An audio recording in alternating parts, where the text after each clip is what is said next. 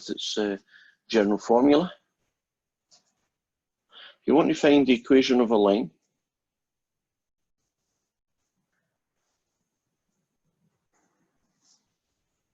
in 3 dimensions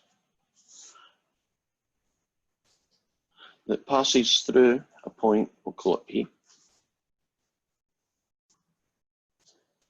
and it's going to have coordinates x0, y0, z0, with a direction vector v,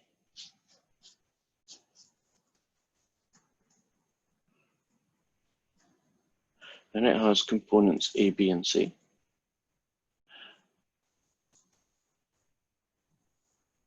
Is given by the formula, and I'll write it down. You can have x0 plus at. The y value will be y0 plus bt, and z will be x0 plus ct.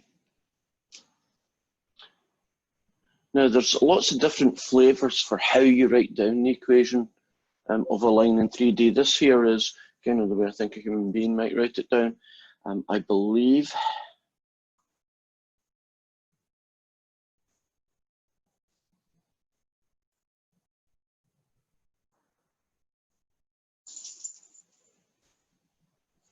by the way, it's a Z. You'll see it written that way. So they put it like it's a set of coordinates where the x, y, and z fit here. I've seen that written down that way. If you write it as a vector equation, there's 2 versions of that, unfortunately. One version of that will just say basically this. Put an I above this one.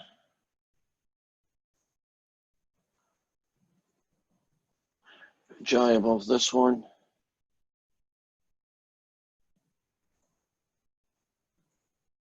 And you put a K in that one.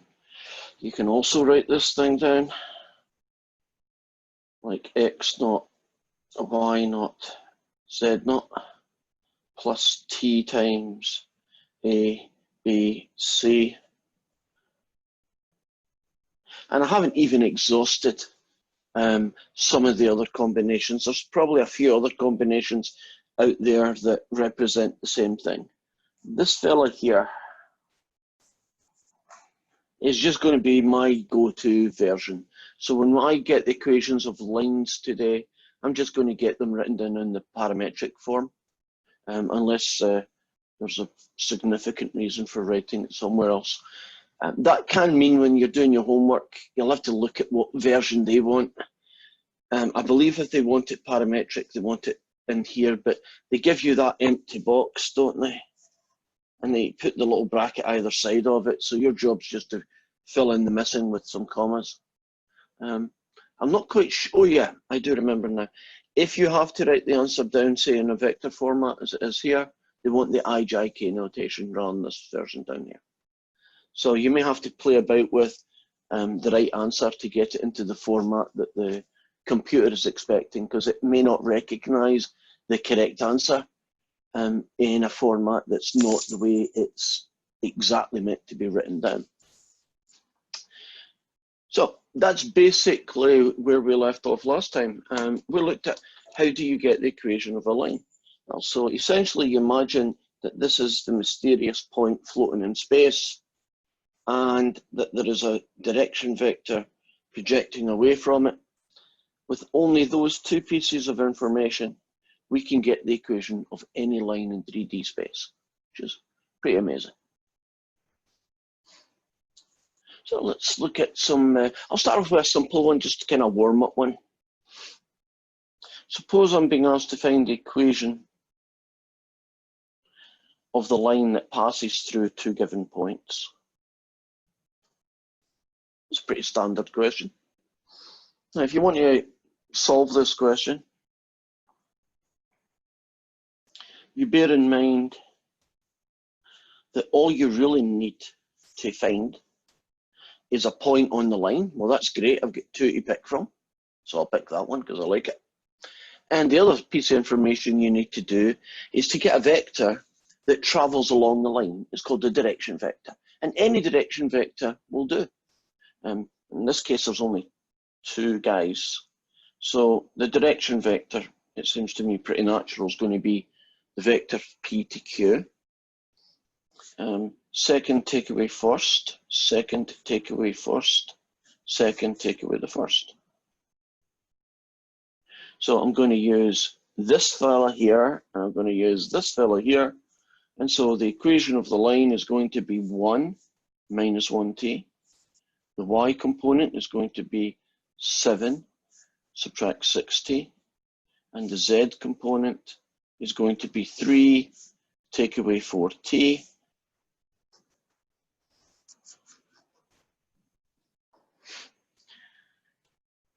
We're finished. Now, some awkward truths. In 2 dimensions, if I write down the line and it has that equation, would you agree that every equation in 2D that is that line is basically going to be the same thing or just a multiple of it? By that I mean, isn't that the same line? Which essentially means that the equation of a line in 2D is unique.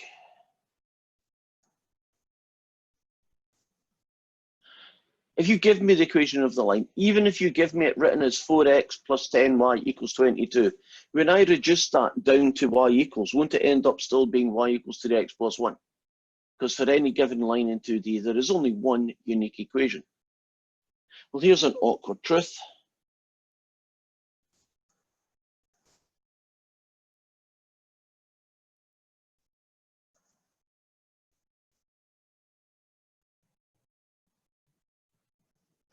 The equation of a line in 3D is not unique.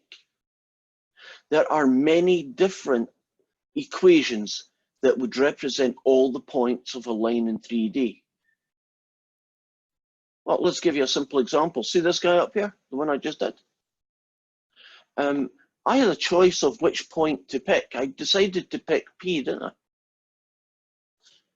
What's going to happen if I pick Q?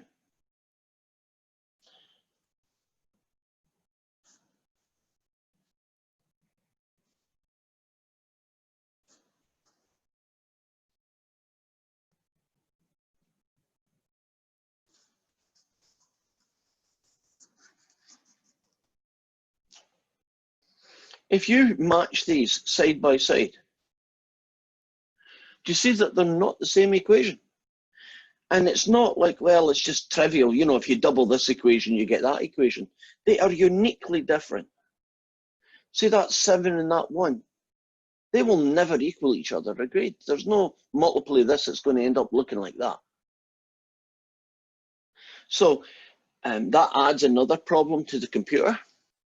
Suppose you get a question where you've been asked to find the equation of line joining P and Q, and just for the heck of it, you decide that you're going to use Q. Aren't you going to come out with this answer? But the computer may not be clever. It may not have programmed into it this solution. It may only be looking for one, and it's this one. Now, does it mean you're wrong? Nope, does not mean you're wrong. It just means you've got a different correct answer. So you got to play about with it sometimes. I know from experience that this software can sometimes be very good at having different versions of the right answer, and it'll accept it. And then other times, maybe it wasn't programmed to do so. It doesn't recognize this answer, and it does that. In fact, do you see this question here? It might not recognize it, but for a totally different reason. What is wrong with this equation?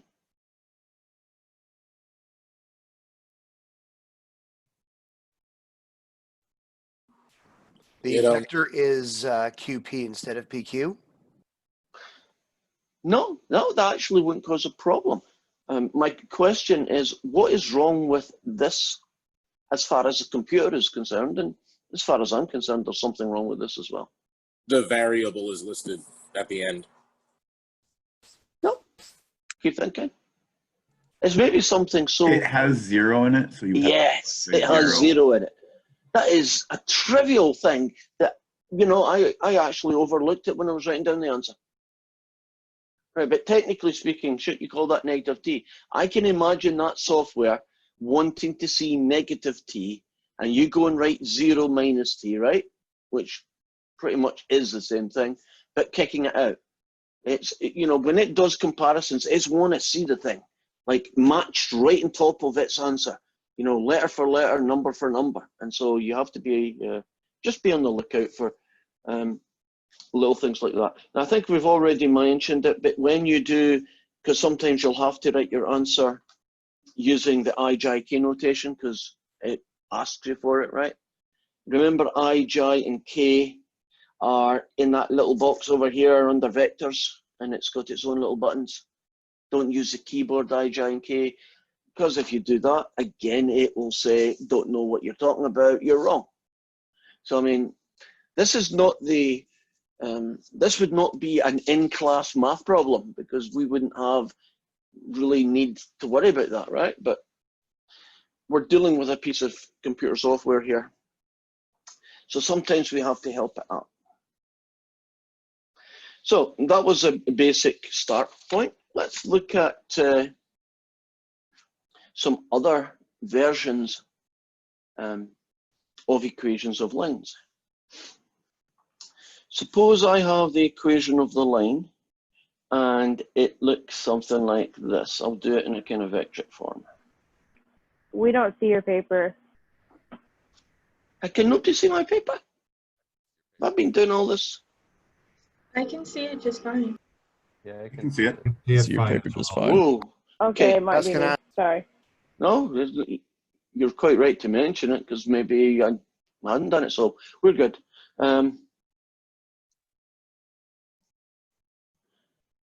Okay, here's the equation of a line. Nothing too spectacular about that. And you might get a question involving. I'm trying to think of what we got here. Where was my thought process going to go? Straight line and an issue to do with. That's too late now. Right. Here is the equation of a straight line, and let's suppose we have a second one. What am I going to call this second one? R of t. I guess I'll call it S of t. Oops, there's my first mistake. That's a bad choice. I need a letter in the alphabet P. P of t. Gotcha. So it's going to have to be called P of S.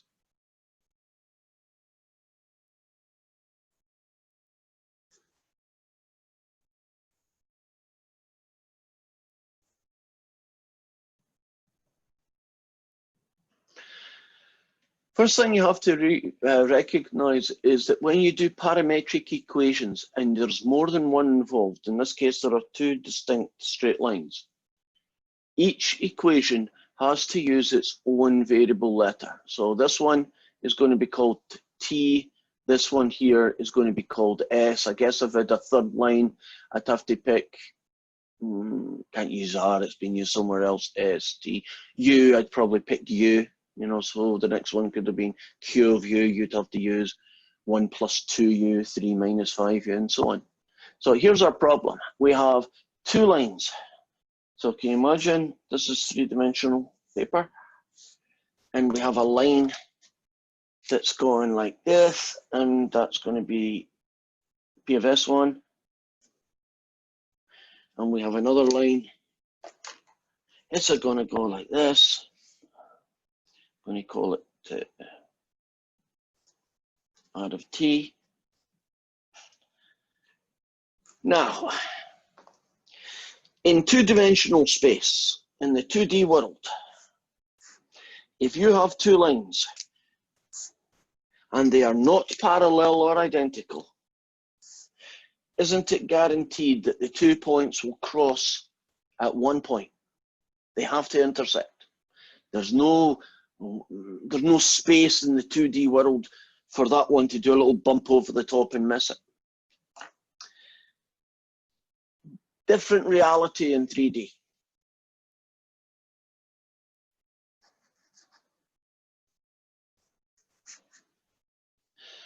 In 3D, you can get one of three situations happen when you look at how, actually now I think about it, there's four situations that can happen when you look at two straight lines in 2D.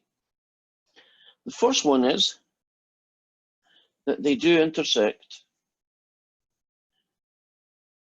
at a point. Now, if two lines in 3D physically do intersect, you know, like these two pens are going to meet up, right?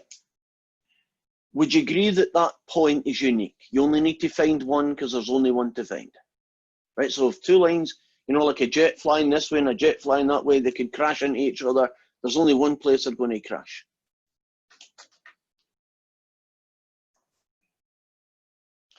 The second possibility is that the two lines are parallel, so they don't meet. Can you imagine two lines like these two pens? Try and separate them a little bit. There we go. Are parallel, right? Never going to meet. Actually, isn't that true in 2D? Can you have two lines in 2D parallel and they never meet? Right, so that's quite similar. We're in shorty space here. Third possibility, it's called skew. So what do two lines skewed look like? They are not parallel. Now, in this visual way, it looks like those two guys are crossing, right? If I turn the position of my vector, can you see that they fly one above the other and miss each other totally? This picture I've drawn, if they're going to intersect, I suspect it's going to be where my finger is pointing. But couldn't they be skewed? Couldn't they be flying over each other? So we have to figure out, for these two lines, whether they intersect, whether they're parallel, or whether they are skewed. There is a fourth possibility, which I almost forgot myself, and that can happen in 2D as well. Couldn't the two lines be identical to each other? In other words, there really isn't two lines, they're just the same line on top of each other. And just like in a way back in Math 94, 99, when you did the system of equations issues, couldn't you have the equation of the two lines? They look different, but when you actually calculate what they are, they're actually the same line. It's even more likely in the vector format because the two equations may not even look the same, yet they are essentially the same line. So the problem we're going to have here is quite a big one.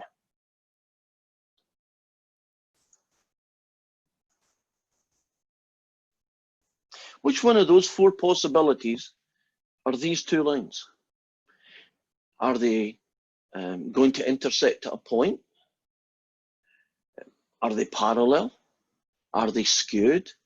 Or are they identical? I'm going to rewrite those two guys again because I need to do some working there.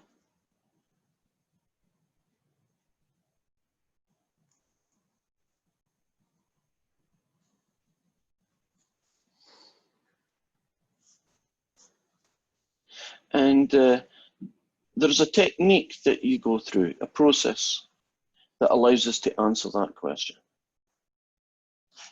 So, step one. Compare the direction vectors. Okay. For this fella here, won't its direction vector, which I'm going to call V subscript S, right, be 2, -2, -1. Great. And if I look at the second line, which is this fella, and I look at its direction vector, I'll call it V of t, we are going to get 2, -1, 6. So the first step is you compare the two direction vectors. Let's look at these two direction vectors. Are these two direction vectors parallel to each other? That would be another way of saying, are they multiples of each other? Well, that's pretty easy to check, isn't the answer? No.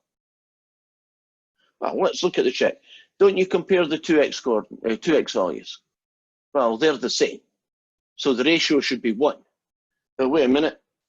That ratio is 2, and that ratio is -6. So that tells me that they're not parallel and they're not identical. For vector PS, shouldn't it be 5 at the very last Yeah. one? Yeah, you're right. I scanned to the wrong one. There, fixed. There. So you compare the direction vectors and they're not parallel. So you kick that out your list. And they are not identical. Agreed? So there are two possibilities left. They intersect at a point, or they are skewed. They never meet. Okay, two choices. Intersect at a point, or they are skewed. So what happens in step 2 depends on what has happened in step 1. In step 1, they were not multiples of each other, so we're going to go this road. But let's pretend for a minute in step 1 that these two direction vectors were parallel to each other, right? So I've got a choice now. You're parallel or identical. So step 2 would be find which of the two possibilities you've got. So let's pause on that one before we return to this one. If these two guys were identical, right?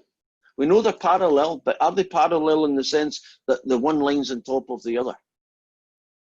How do you think I might check for that? So I know two lines are parallel. Parallel. How do I check? Are they identical or separate parallel?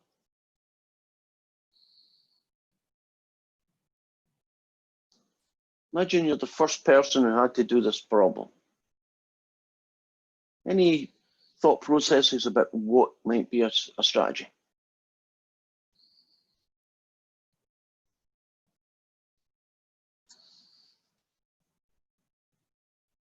Last chance. I'll put it in brackets then. If the lines are parallel,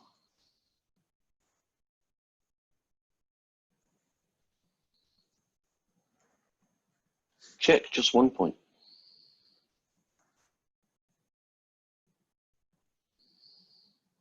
Okay, what do I mean? Like, see this guy up here and this guy here? Imagine they were parallel. I'm going to find a point on the first line. Any point will do. Let's suppose I pick the point 2, 4, -1. If the point 2, 4, -1 is on this second line, doesn't that make the lines identical? How can you be parallel and go through the same point without being the same line? Right? Different looking equations, but still the same line. So I pick any random point, again 2, 4, -1, and I test to see if it's in this guy. If it is, identical. If the point on this line is not on the second line, then they're parallel. So that's how you tell. So you just check one point. If they both share that point, you have identical lines. And if they don't share that point, then they are just parallel. So that's how you would tackle the situation if you knew they were parallel, but you wanted to decide between the two flavors of parallel. Right, now back to this one. We've already shown that these lines are not parallel, right? They're not multiples of each other. That means we have two distinct possibilities. They cross at a point. I guess we'll call it, running short of letters, PQ, we'll call it Q. Or they fly above each other, in which case they are skew.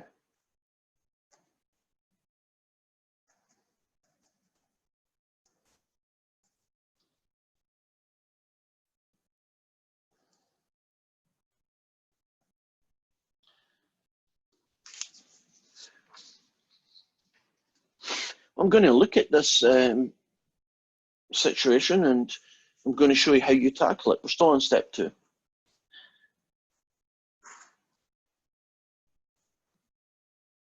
What do we do in step 2 then? We try to solve a system of equations.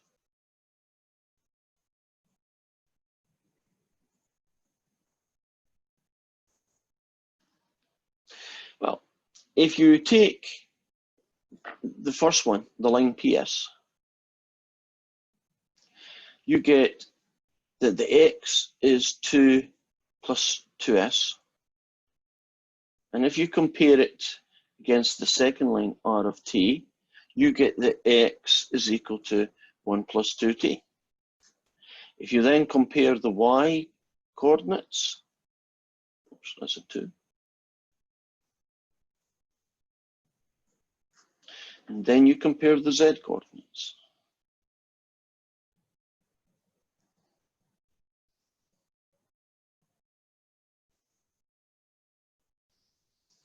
Now, the way I'm going to generate the system of equations is I'm going to say that this guy is equal to that guy. Right? So if you put these together and say this one is equal to that one, can't you just make this equal to that? And so what do you get? You get 2 plus 2s equals 1 plus 2t, which with a little rearrangement becomes 2s take away 2t equals -1, so that's one of my equations. If I match up this is equal to that, you get 4 take away 2s is 3 take away t. So what do you get? -2s and plus a t equals -1. I guess that's the second one. And then if you do it lastly, the third one, 5s take away 1 is 5 plus 6t. If you rearrange that one, you get 5s take away 6t equals 4. Now there's something you would never have got in Math 99. We call these a system of equations, agreed? But in Math 99, don't you always just get 2 equations? 2 equations and 2 unknowns. But we have got the unusual situation of 3 equations, but only 2. That last equation should be a 6, not a 4. What should be a 6, not a 4? Thank you. Yes. You are on the ball here. Thank you. So how am I going to deal with this? Well, what I'm going to do is I'm going to take these 2 and ignore that one. And that means we are going to have to put together some rusty math. I don't know the last time you had to solve a system of equations, but it's probably a fair amount of time ago, because the math that you've been doing lately doesn't, it's not the kind of thing that turns up much. So I'm taking my time here. Here's equation 1.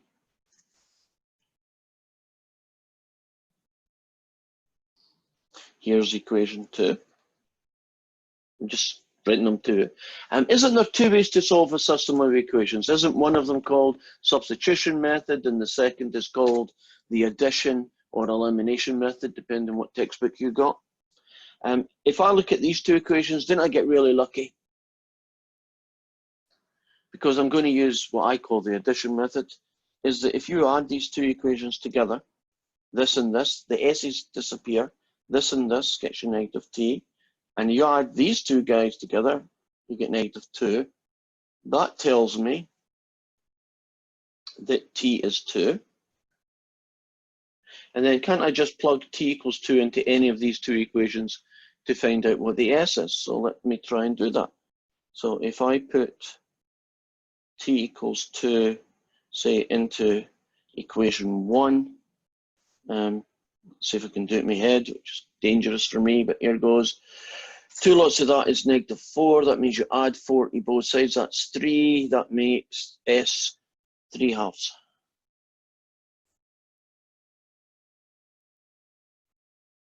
So t is 2, s is 3/2. Great. You're typically always going to be able to solve this, typically.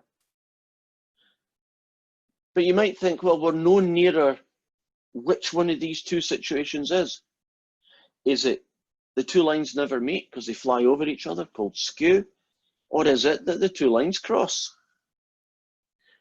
Well, there's one piece of information I haven't used yet. I haven't used the third equation, the one that matches the z coordinates. Great. I am going to plug t equals 2 here. I'm going to plug s equals 3/2 here. Right, you imagine me doing that? T equals 2 here, s is 3/2 here, and let's see what we get. If you do 5s take away 1, that's 5 times 3/2 take away 1. That's 15 take away 2, that is 13/2. So that is telling me what the z coordinate would be on this line. If you then take the other one, which is 5 plus 6t equals 5 times 2, 6 times 2, you get the answer 17. Have you noticed that these two are not the same number? It's quite clearly they're not. How do you interpret the fact that the z coordinate on the first line doesn't match up with the z coordinate on the second line?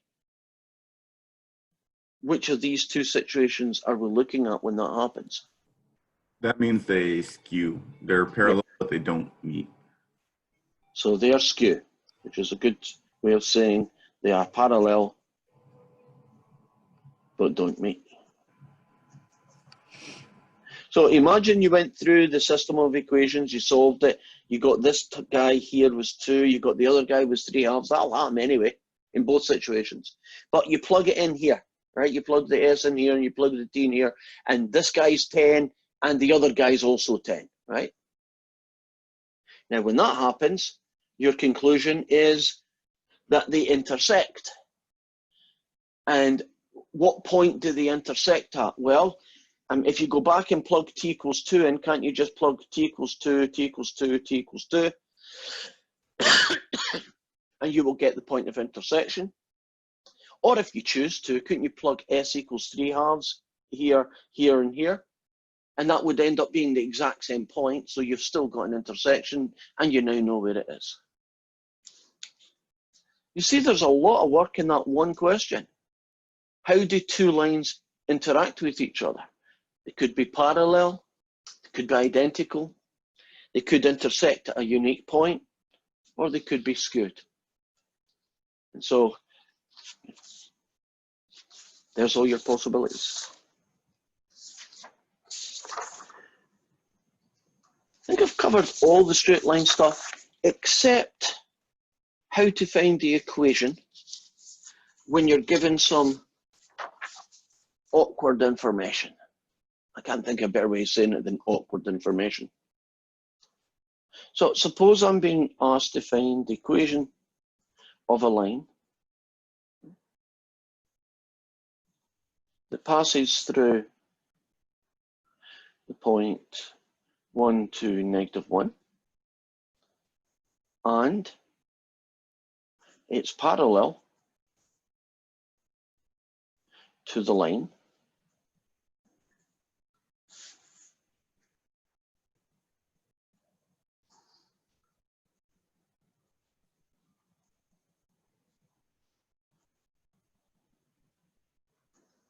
that one. So I'm given a point on the line, which is really helpful. And I'm told that it's going to be parallel to this line, and our job is to find its equation. Now, if you want to find the equation of a line, don't you need to know a point? Oh, that's great. We got that one. There's x naught, there's y naught, there's z naught. I'm happy. But don't I also need to find the direction of the line, called the direction vector? And they haven't told me it's 1, 2, 3, or 5, 6, 7. All they've given me is that it's parallel to this guy. So what is the direction vector? Because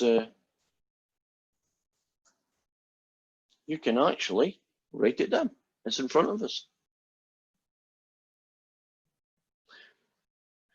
If you're parallel to this line, isn't your direction vector going to be the same direction as this fellow? So I'm just going to use 2, -3, and 1.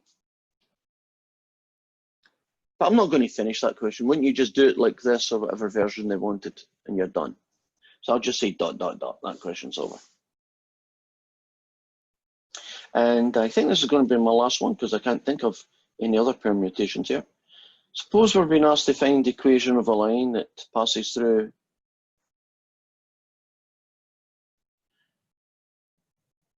that point there and is perpendicular to these two lines.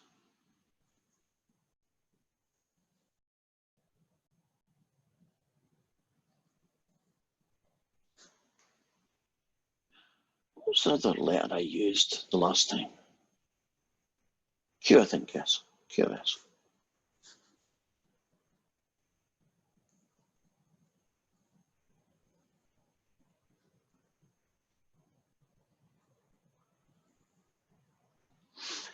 Find the equation of a line that passes through a given point, but it is perpendicular to two other lines. So can you imagine there's a line going this way, there's another line going this way. Your guy's perpendicular, so it's probably coming out of the board. And it passes through this given point. Well, I know the point I'm going to use, that's easy.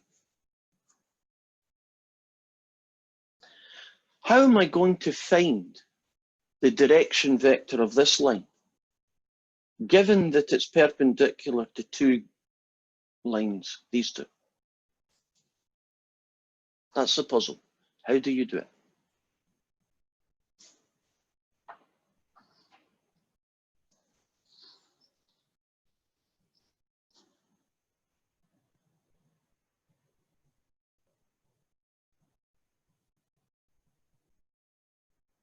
I mean, the worst thing you can do is be wrong, and I promise I won't laugh at you much. Is there anything we've learned over the last few days that allows us to get a vector that's perpendicular to two other vectors?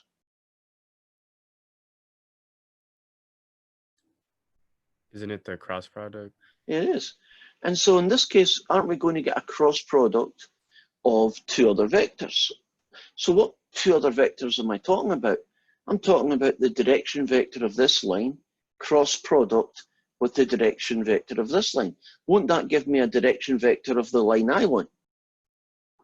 So this fella up here is 1, 5, 7, and you do a cross product with this fella here, which is -3, 4, 5. And at this point, I'm just going to ... that. But can you imagine, you know, what that might be? It might be 5, 2, 55 or something, right? But it will be a vector that you can calculate a grade, and you're done. The equation of the line is very quick. If you know the direction vector and you know the point, you can basically, can't you just write down some numbers and boom, right? There's nothing really left to do. So in some of these puzzle questions or unusual ways of giving you the information, you're essentially going to be trying to find the direction vector from some given information. Oh. What would happen if I swapped places with these two and I put this one first and that one second? What would the direction vector look like? It would be backwards. Yeah. And there's another complication for the poor computer. Let's just pretend that the answer was 1, 2, 3. If you switch the order, wouldn't it be -3, -2, -1?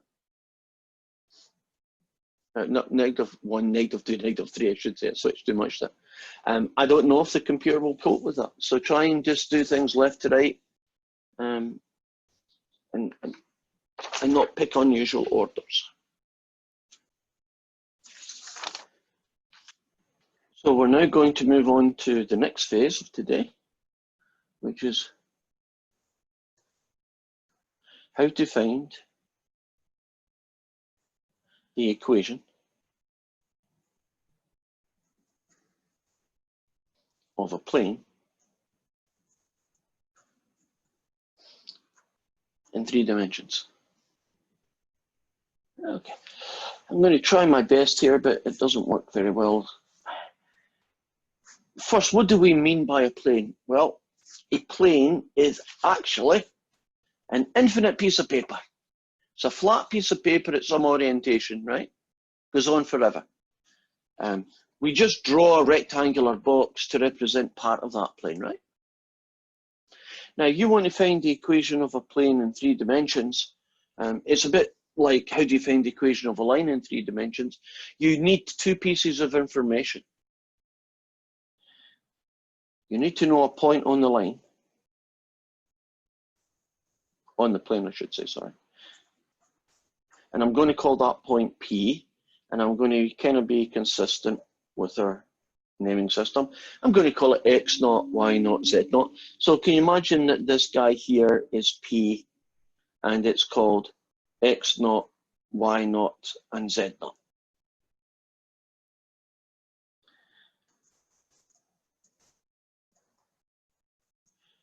And the second thing is you need what's called the normal vector. Not the direction vector, that's what you need for a line, but the normal vector. And let's have this fella called A, B, C. So what is the normal vector?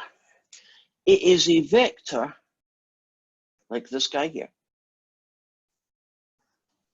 that is perpendicular to the plane. So can you imagine that this is my plane, right? I'll use this cardboard because it's a bit stiffer. This is my plane. That guy there is on the plane, right? P is the point, P, right on the plane. Here's its coordinates. That pen is the normal vector. If I orientate it differently, I know, there. Can you see that that pen is at right angles to the plane? Can you see what right angled looks like? It's like going vertically away from the surface at the biggest angle you could possibly do, right? That's what a normal looks like. Now, if you are given only those 2 pieces of information, you can get the equation of the plane. Now, what does the equation of a plane look like? All planes look like this. 3x plus 2y plus 5z equals a number. So if you ever see anything that is a linear combination of x, y, and z's, and they don't all need to be there, the y's can be missing and it's still a plane. In fact, everybody can missing except x and it's still a plane. So any linear combination of x, y, and z equals a number. That's what the equation of a plane looks like. So back to this fella. You will get ax plus by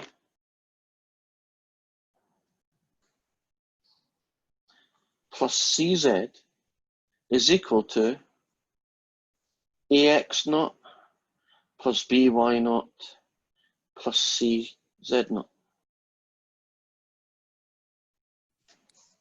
Excuse me, Mr. Robertson. Yes. Sorry I arrived so late.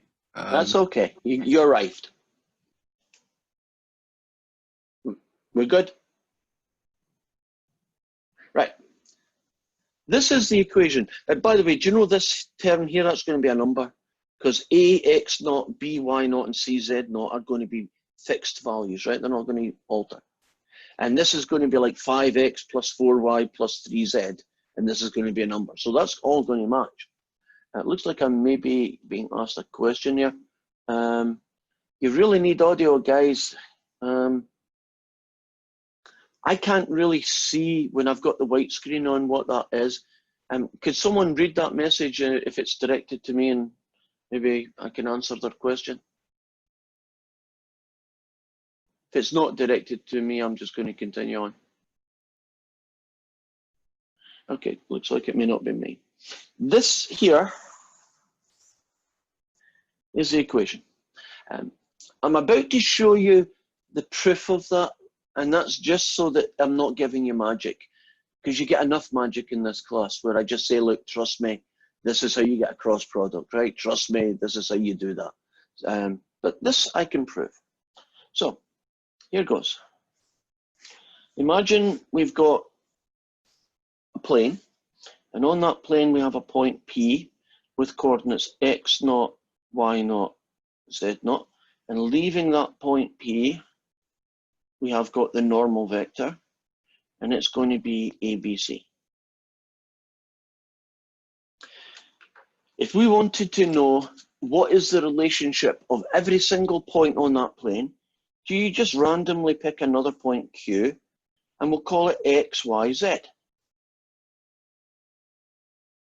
So far, so good?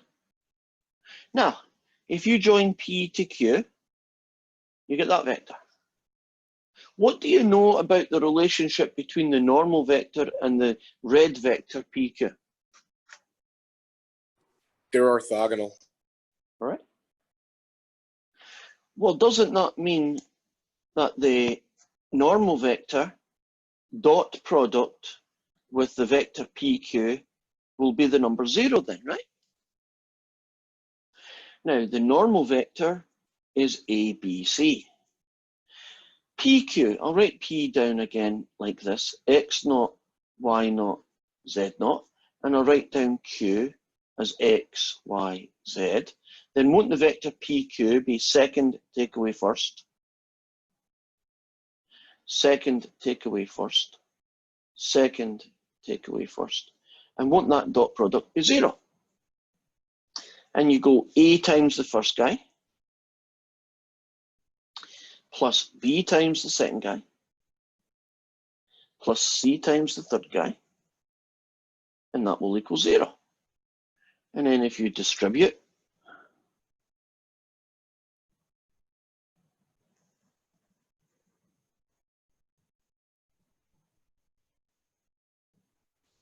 you get that.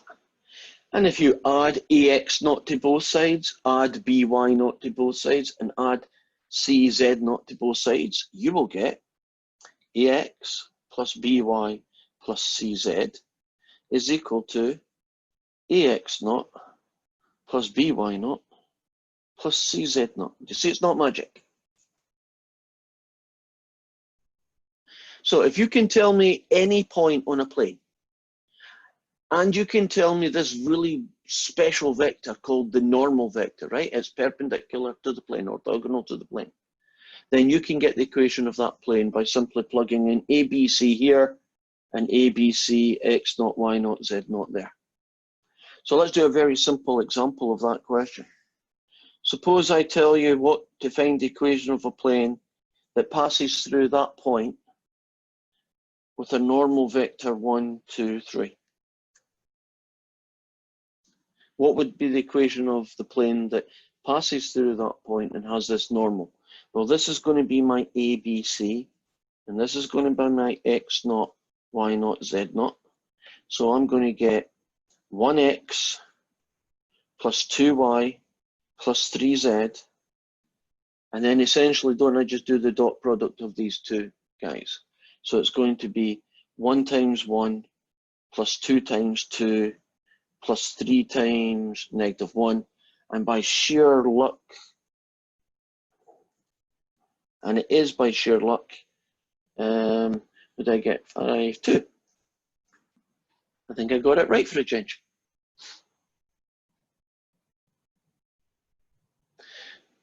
So as far as finding the equation, as long as you tell me who the normal is and you tell me a point on that plane, I should be able to get the equation of that plane.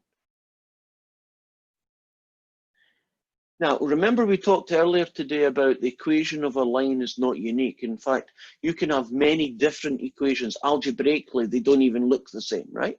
But they still represent that same straight line, right? Just different points would require. It's a little bit different when you do the equation of a plane. The equation of a plane always ends up looking like this, agreed? So, is the equation of a plane unique? Well, let's have a look at it. Here is the guy that I just did.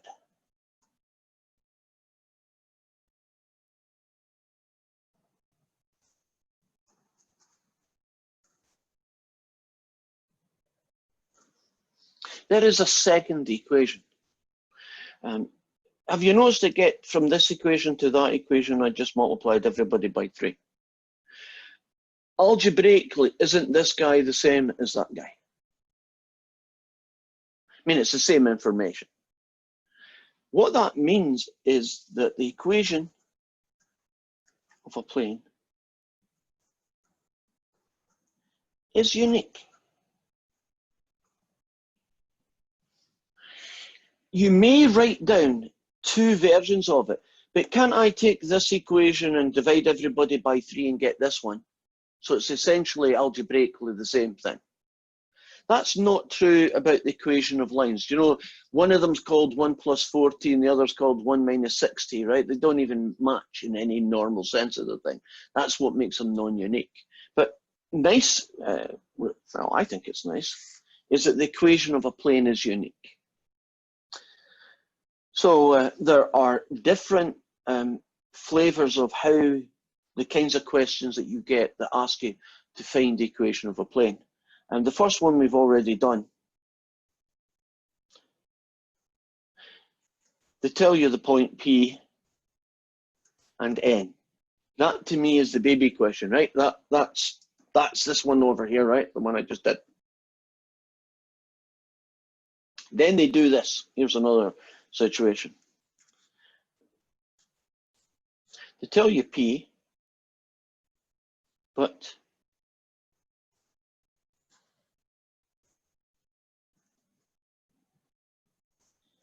you have to find N. That's essentially the second version of what this looks like. So let's show you what that is, because they're much more common. Suppose I tell you to find the equation of a plane.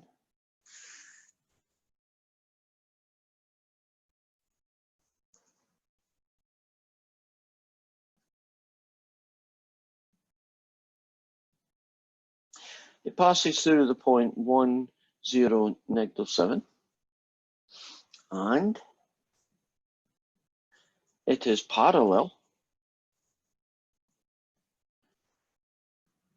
to the plane 3x minus y plus 5z equals 10. Now our goal is to find a point on the plane and to find the normal vector. Well, in this case, there's the point.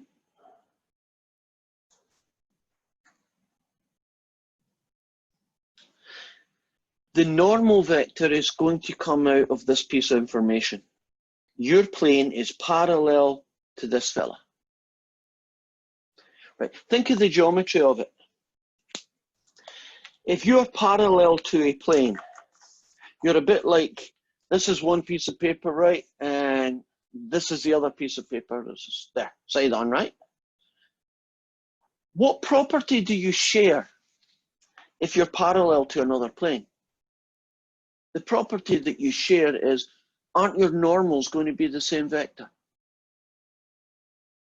Can you imagine 2 pieces of paper parallel to each other? Won't the vector that's leaving the plane that's normal, won't that also be a normal to the other plane? Which means that in this case here, you get that. And you might say, well, how can I look at that and know that's a normal?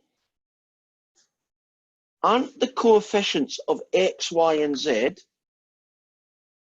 the A, the B, and the C of the normal. You see what I'm saying? So 3x, 3, negative 1y, negative 1, 5z, 5.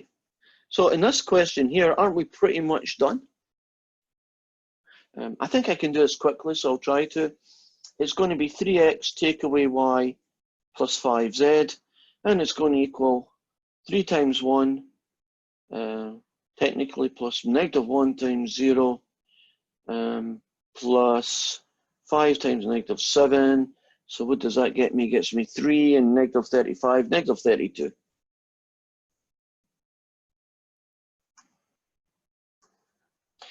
So if you get the normal vector and you know the value of a point on the line called P, you can get the equation of the plane.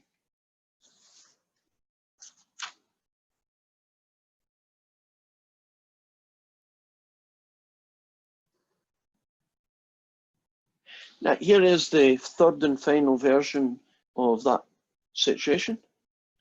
It's obviously going to be the ugliest one. So let's find the equation of a plane.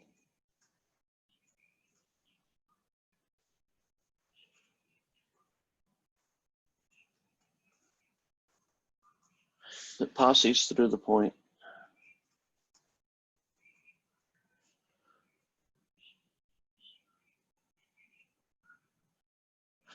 That guy. And is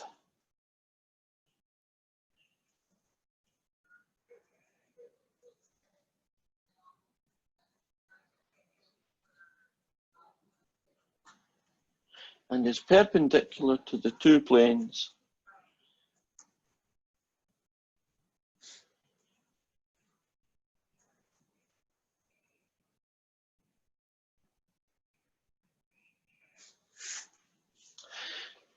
So this is our ultimate horrible version of the information that you've been given to find the equation of a plane.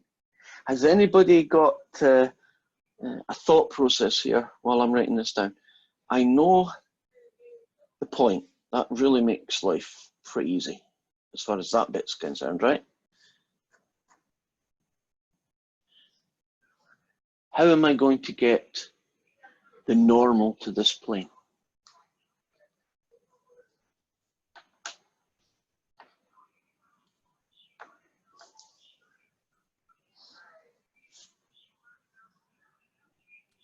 Would you take the A, B, C, coordinates of the two planes and then dot them?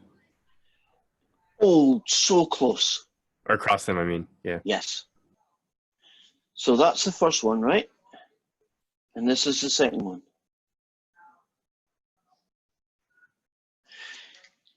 If you're perpendicular to these two planes, do you know you'll be perpendicular to their normals, right? The geometry just says that. So I'm not even going to do this guy because, you know, it takes up time. But can you imagine getting that cross product and the answer is 1, 2, 3? When you know the normal and you know this point, can't you just do this bit here? It takes, what, a couple of minutes at most, and you're done. So we now have two very specialized things in 3D. We have equations of lines like this pen, and we have equations of planes like this bent piece of paper. And we've looked at how do you find the equations of those. And we've looked at equations of lines. You need to know a point on the line, and you need to know a thing called the direction vector, which I'm calling V. And then for a plane, you also need to know a point on the plane, but you need to know another vector. It's called the normal vector. It's a vector that's actually orthogonal to the plane. And if you know those two things, you've really got a formula that you can use, right? That's pretty much a plug and chuck. So do we have any questions so far?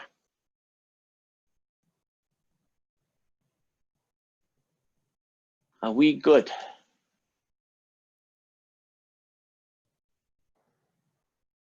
I don't know if I've got any sad faces. Leah, are you just thinking, oh, you're happy, that's okay. Abigail's good, right? Okay, let's Let's look at one more thing.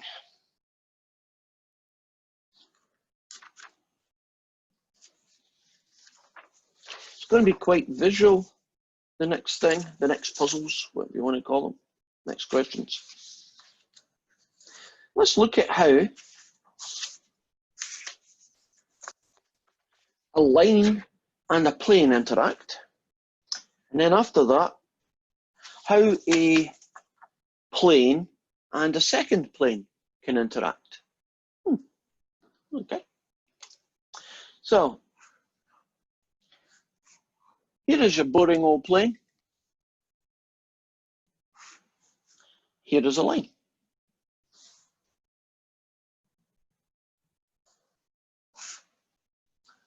Would you agree that in the three-dimensional world, a line can intersect with a plane? And if it does that, would you agree that it's a unique point? In other words, a line in this situation anyway, can only intersect the plane at one point. Geometrically, does that seem reasonable, right? So one interaction between a line and a plane is that they intersect at a unique point. I'll call it P. Okay, here's my plane again. There are three things that can happen. There's situation one. Give me another situation of how a line and a plane can interact with each other. Think 3D and visual. They can be on the same plane, so it would always intersect with the plane. Right. So the line could be what we call embedded on the plane. In fact, I could show you a visualization of that. It's quite easy. Can you imagine this white piece of paper being my plane? Can you imagine the pens lying in the plane? Right? That would be another situation. In this case here, we would say that the line is embedded in the plane.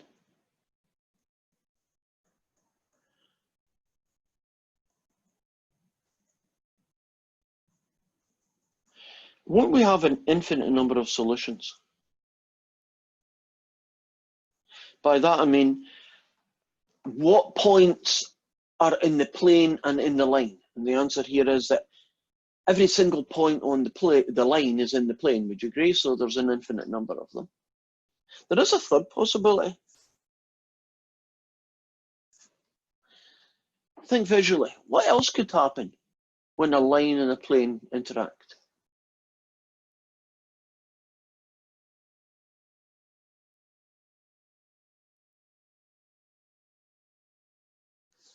They don't touch each other at all. Okay, correct. What would that look like?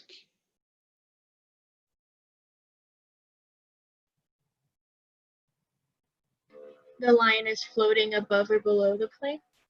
Exactly correct. There's one word, everything you said is perfect, and I like your answers, are good answers. There's just one word missing that starts with a P. The line is Parallel. Parallel, that's the word. It's a bit hard to draw that, but can you imagine this red line? I don't know what I can do, little dotted lines, right?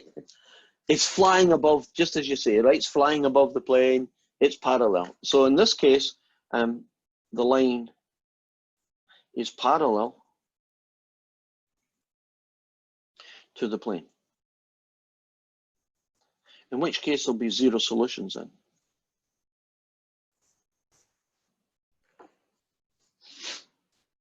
Agreed? So if I algebraically solve the problem of when does a line equal a plane, which is essentially what I'm going to have to solve here. If I get one unique solution, doesn't that mean that the line intersects the plane? If I get an infinite number of solutions, doesn't that mean that the line is embedded in the plane? And if I find that there's no solutions possible, isn't that the line is parallel to the plane? So you can switch picture with information, information with picture, right? They're both telling the same story from two different perspectives.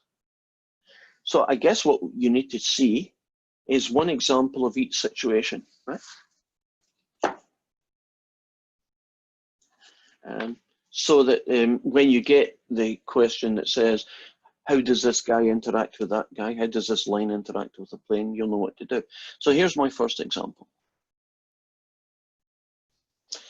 Example one is going to be this guy here, right? This situation here.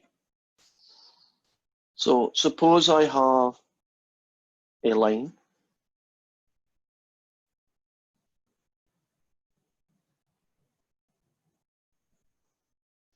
which is that guy there, and I have a plane. If you give me a few seconds, I'm going to cheat off screen.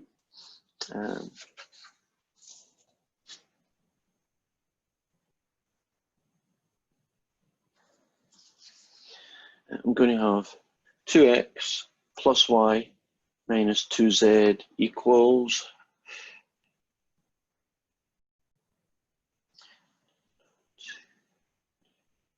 I believe it's -12. I hope I've screwed. I just wanted it to come out as nice numbers, but if it doesn't, it means I screwed up when I did it offline.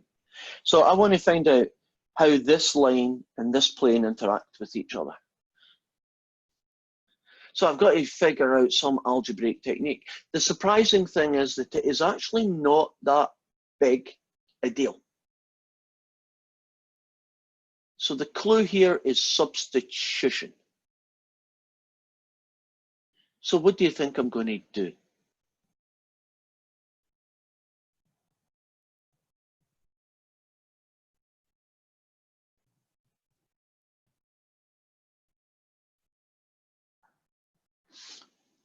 Give you a clue then. This is x, this is y, and this is z. Substitution. No trick question.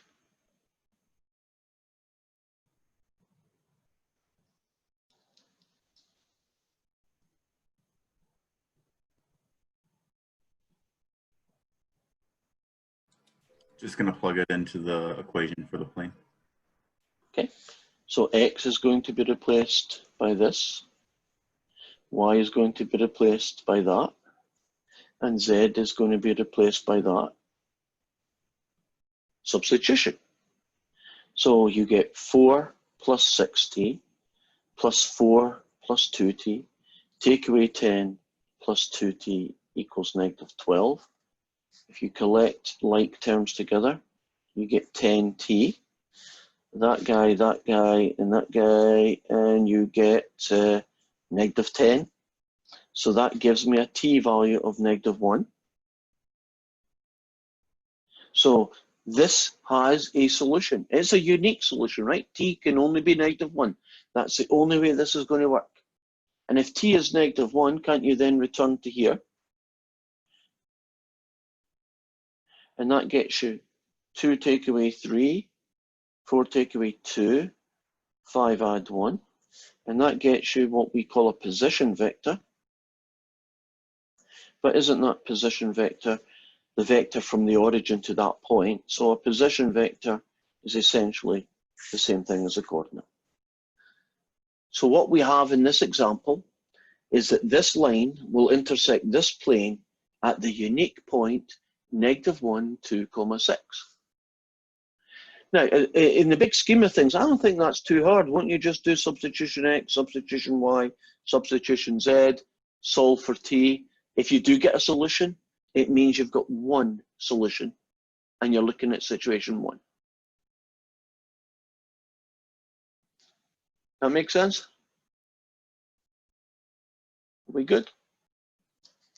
Okay, let's move to example 2 then, which is this one. You know, that's going to be quite hard for me to make happen. So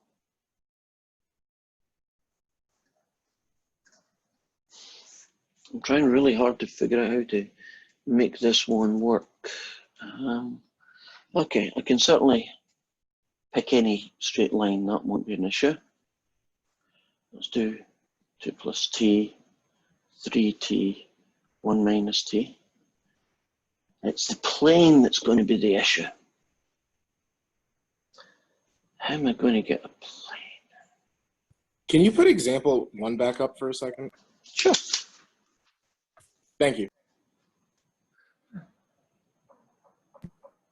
Thank you. Sorry about that. Okay. Not a problem. It's not that example 2 doesn't exist. It's just hard for me to create one out in my head. So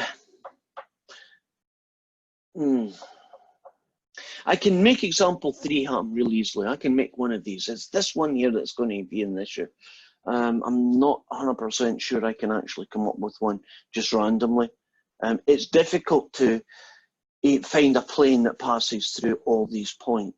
So how would I get that? What would that guy look like?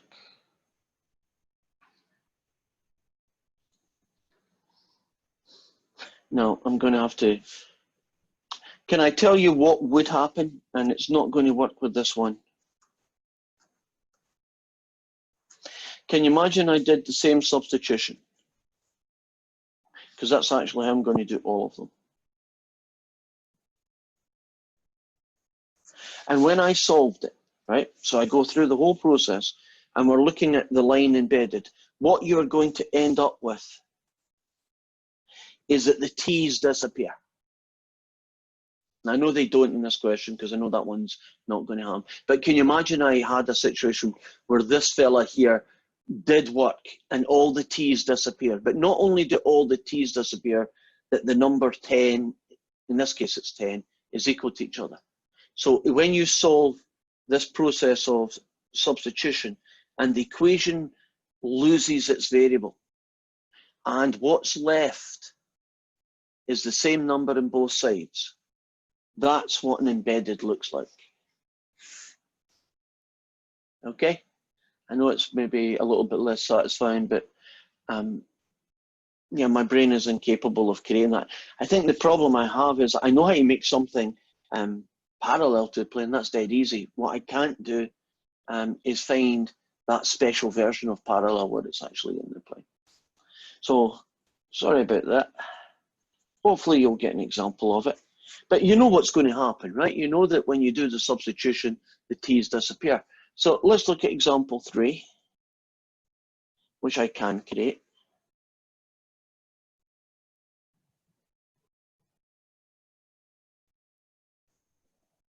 Which is that guy.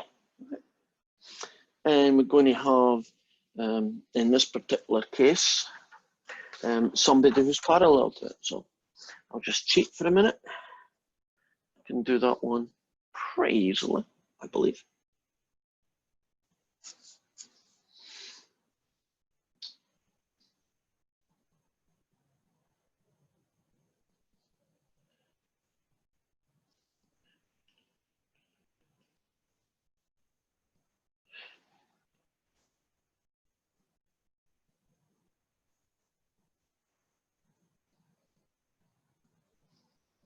Okay, so we're going to find out how this line and this plane interact.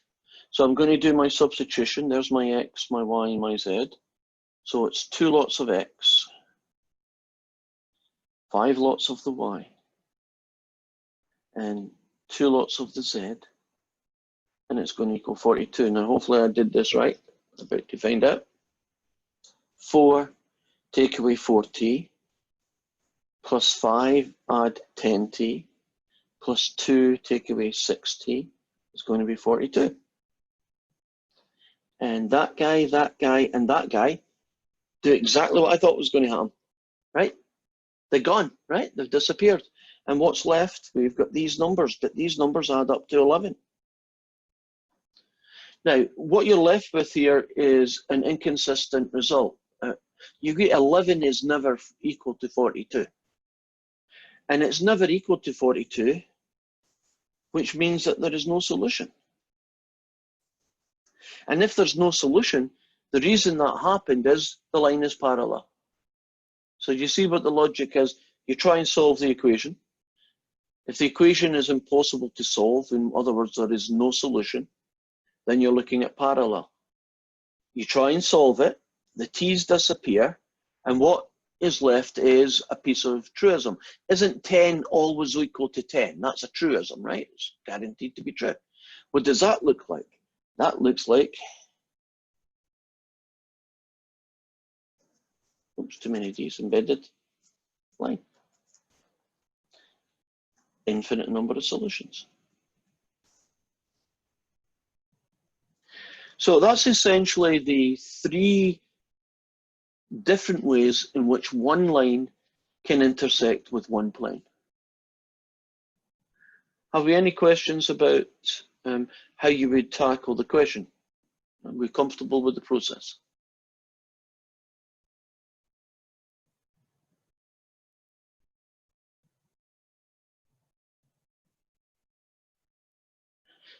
Okay, so there's only one thing left. We have done how do lines intersect with lines? How do lines intersect with planes?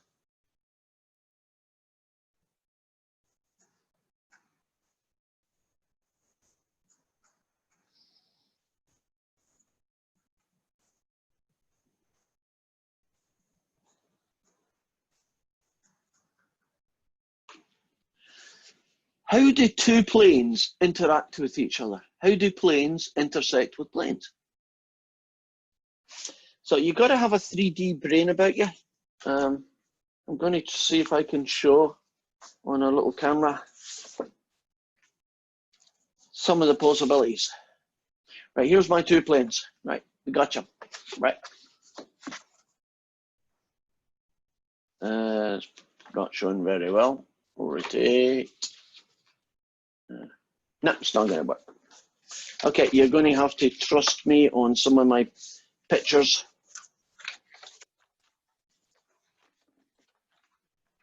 Try and visualize 2 planes in your mind. What kind of things can happen? They can be parallel. Oh, great. So I'm going to try and draw 2 parallel planes because it definitely didn't work there. Can you imagine one piece of paper directly above the other, but they're always the same distance apart? Isn't that what parallel looks like?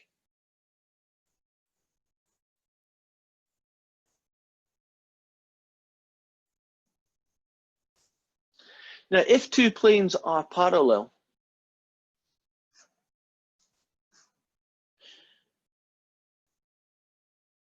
won't their normals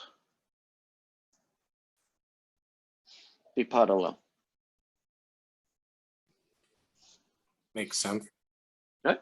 So if I had the equation of 2 planes, can't I pull out the normal by looking at the coefficient of x, y, and z? Aren't the numbers next to x, y, and z the normal that was being used to create that plane? Agreed?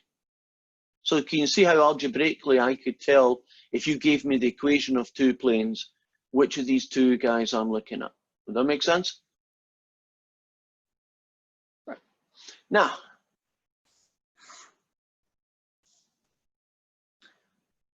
what other thing could happen with 2 planes? There are going to be 3 answers when we're finished. We've got one of them. They could be the same plane.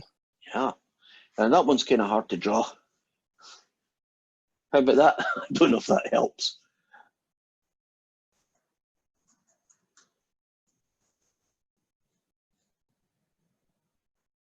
They are identical. Now, if you are identical, won't both equations, that's the entire equations, be multiples of each other?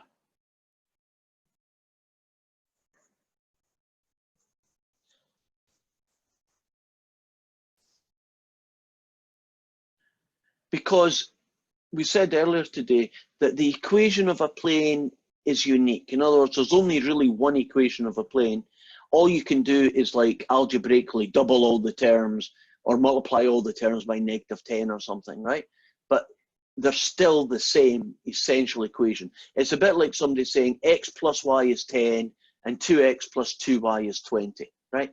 As far as math is concerned, those are really the same equations, right? They're just algebraically altered in a little way, right? So that's the situation too. We're on the ball here. There's only one thing left. They intersect at a line. Oh, perfect. Yes. Okay, here's a very bad version of that situation. Can you imagine plane 1 meeting up with plane 2? And what happens when two planes meet? Just exactly as she said, they can intersect on a line.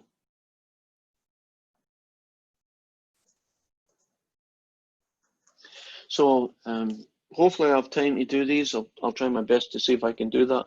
I want to show you an example of each one of these 3 situations.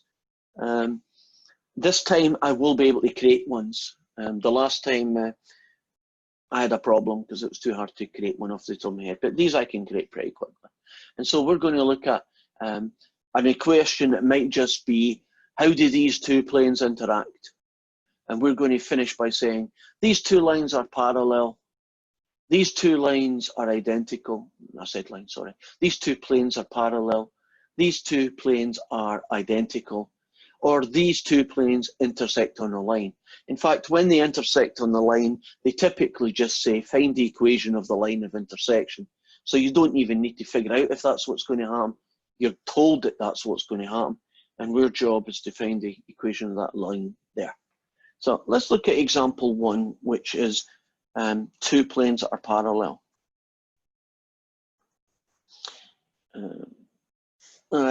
Sorry, forgot my Z term. Start again with that one. My brain is thinking ahead too far for its own good. Here's 3x, take away 2y plus z equals 10. And here's 9x, take away 6y plus 3z equals 12.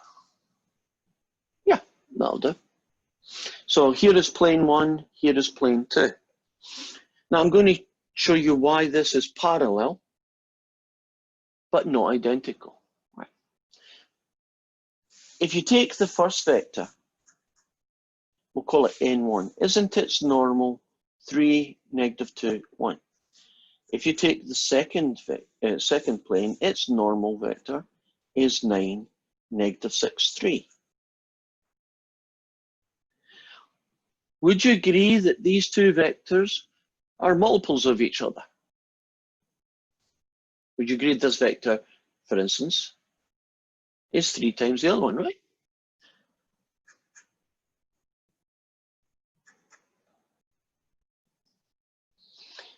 Now, what does that tell me? Well, it tells me that they're either parallel or identical, right? That's all I need to know. I need to figure out which of these 2 it is. And there are a number of different ways, or at least off the top of my head, there's about 3 approaches to this. How I can make the difference between these 2, because these 2 are going to have the same result. Won't the normal to these vectors be parallel to each other? Because the normals to these 2 vectors are, one's maybe slightly bigger than the other because just the way it was created. But they're still going to be multiples. So how do you think I'm going to figure out the difference? You look at what they equal. Since they don't equal the same multiple, they're going to be parallel and not embedded. Perfect. Yep. And I'm calling this guy 1 and this guy 2, right? Would you agree that if you look at the connection here, this is not 3 times that? That's the easiest way to do it. If this is 3 times and this is 3 times and this is 3 times, if this was 30, right? If this was 3 times 10, 30, then you'd be looking identical. But it's not, right? The constant terms are not matching the relationship that's here. And the relationship here is that one of them's 3 times the other, right? So that makes these 2 guys parallel. Now I'm going to cheat.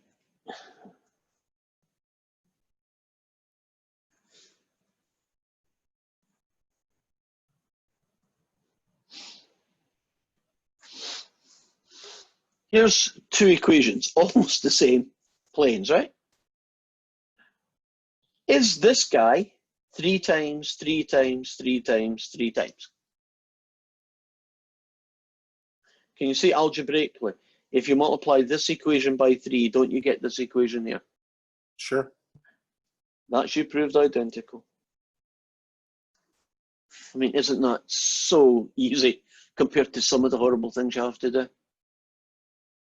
If you can find a multiple of one plane that generates a second plane, you are looking at two identical planes. They're basically the same plane.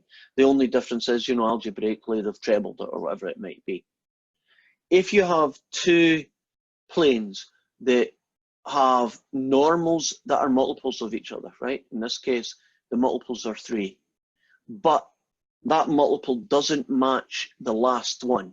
You can look at that guy and just say they're parallel. So when I look at this question, I just look at this and I say, okay, that's 3 times, that's 3 times, that's 3 times. Okay, parallel or identical is my only choices now.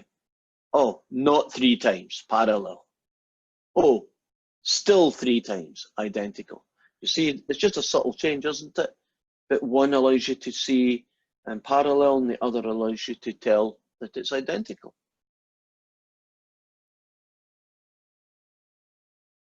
So far, so good?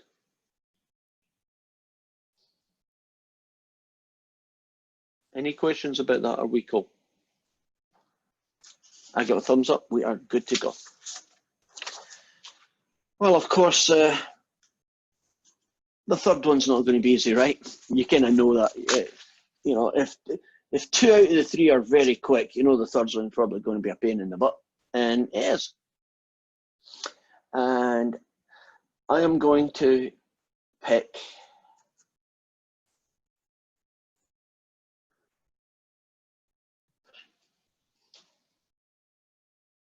I'm going to try my best at least to make this nice.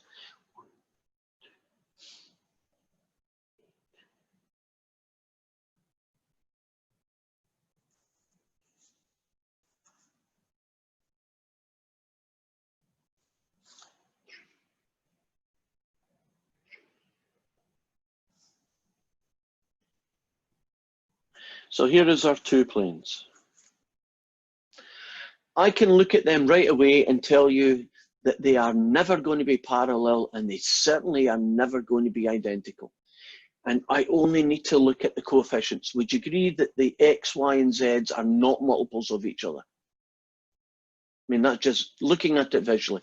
Can you see that that's 3 times, but that's not 3 and that's not 3, right?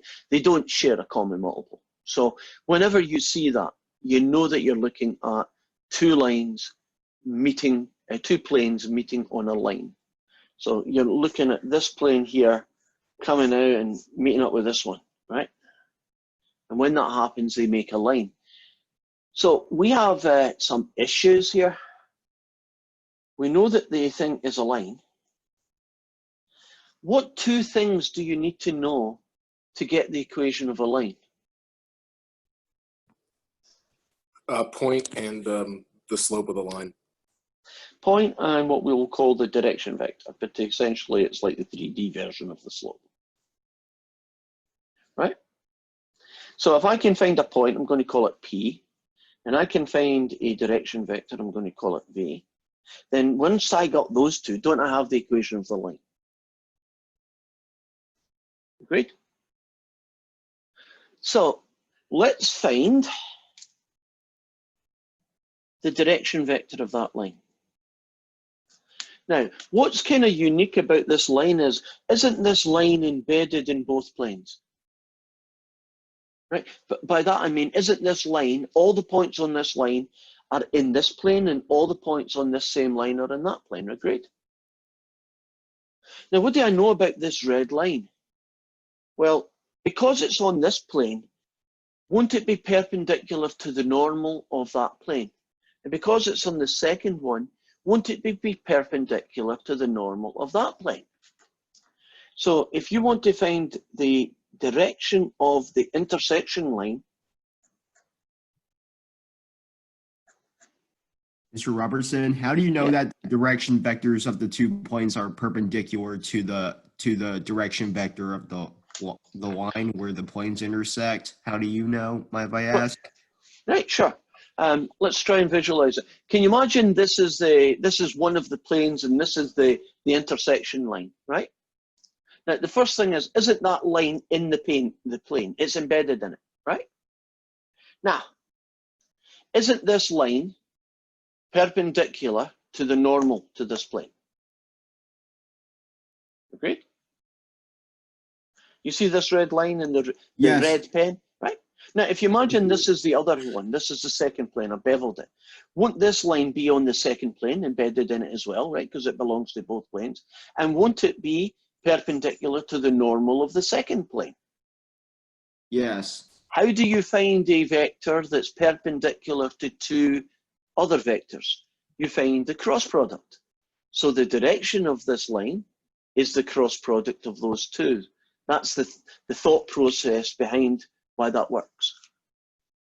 So can you imagine the normal going this way and the other normal going that way? This fella here is perpendicular to both those normals. And that makes him him. The normal of this one is 2, 3, 2. And the normal of this one is 3, -1, 4. Isn't it easy to find the normal of a plane because it's the coefficient of x, y, and z? Okay, now I'm going to try and figure out what this guy is. There's an I, a J, and a K. There's a 2, a 3, and a 2. There's a 3, a -1, and a 4. So many I's. Take away so many J's. Plus so many K's. Here we go. 12, take away -2 is adding it, so you get 14. 8, take away 6 is 2. And -2, take away 3 is what, -11.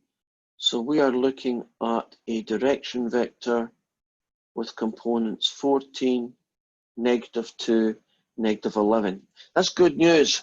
We're halfway done.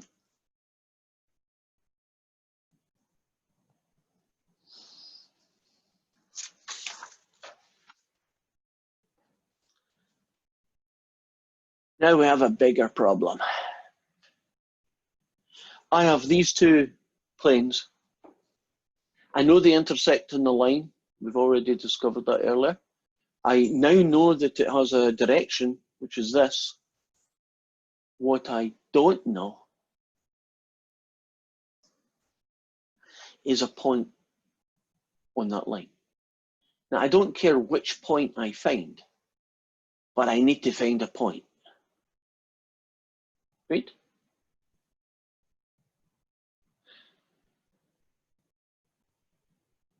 So I guess the question is, how do you find that point?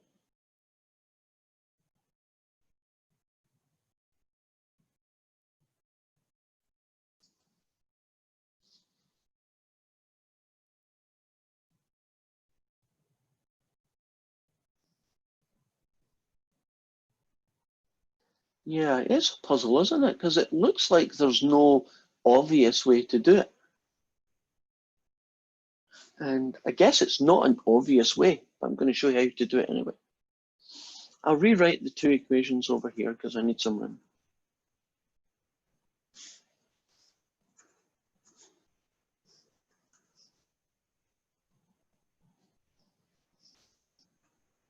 And I'm going to make an assumption that might work. And if it doesn't work, I'll show you how we get around it. I'm going to make the assumption that this red line, because it goes forever, unless it happens to be parallel to one of the side planes, right? Like the YZ or the XY plane, unless it's parallel to those planes, or in particular parallel to the x-axis, isn't there going to be at least one place, there should be, let's phrase it that way, there should be one place where the x-coordinate is 0.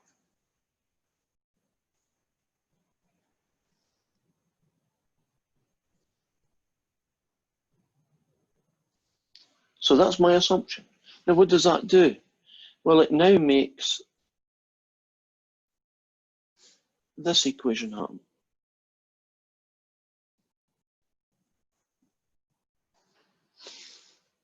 Now, there are 3 variables in 2 equations. That was never, ever going to be solvable.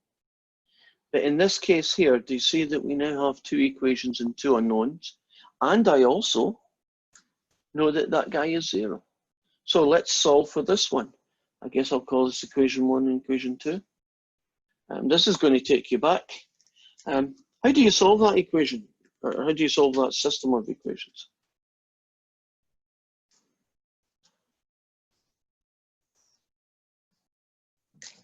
By adding them. Oh, by adding them, I heard, and someone was saying something else. What was that you were going to say before? I was going to say by making either y or z a respective variable for the equation. And then substituting in? Yes. Yeah. 2 different ways to approach this. You can do the addition method, sometimes called the elimination method, that's its other name, or you can do the substitution method. And don't matter, they both end up giving you the same answer. If you want to do the addition method, you're going to have to multiply this guy by 3 before you do the adding. So the person who said adding was correct, as long as they realized that you have to treble this guy. And the reason you need to treble this guy is that you have to have this pattern where the same amount but 1 plus and 1 minus, because when you add them.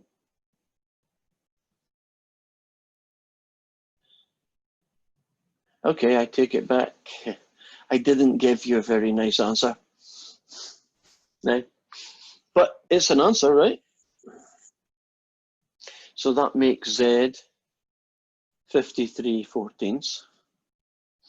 Okay, how do I find Y?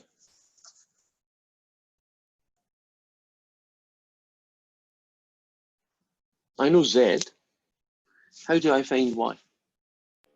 Plug it in. Plug it in. Plug it anywhere you like. Where do I want to plug it in? I want to plug it in here, I think. So negative Y plus 4 lots of that ugly guy is going to equal 13. That's 212 14s. Good grief. 13 take away 212 14s. I didn't promise you a nice answer, but I thought it would be better than that. That's 182, and 182 take away 212. I get the negative 30 14ths. So that gives me Y is 30 14ths, which I guess I should simplify it into that fella. So there is our point. Now, this here is very problematic. All I mean is I decided to choose X equals 0. Do you know I could have chosen Y equals 0 or Z equals 0, and wouldn't that give me a different point on the line? I could have picked X equals 42 because I just had a day where I wanted to use 42 a lot. And that would also work. And that would also give me a totally different point. So this fella and this fella are the ones I've got. So they're the guys I'm going to have to use. And we're pretty much at the end, so I'll just tell you the gist of it. 14x take away 2y equals negative 11. Sorry, try that again. 14x take away 2y take away 11z is going to equal whatever the dot product of these guys are, and I have no idea what that is. So can I just say dot dot dot 17/43 or something weird, right? Whatever it is.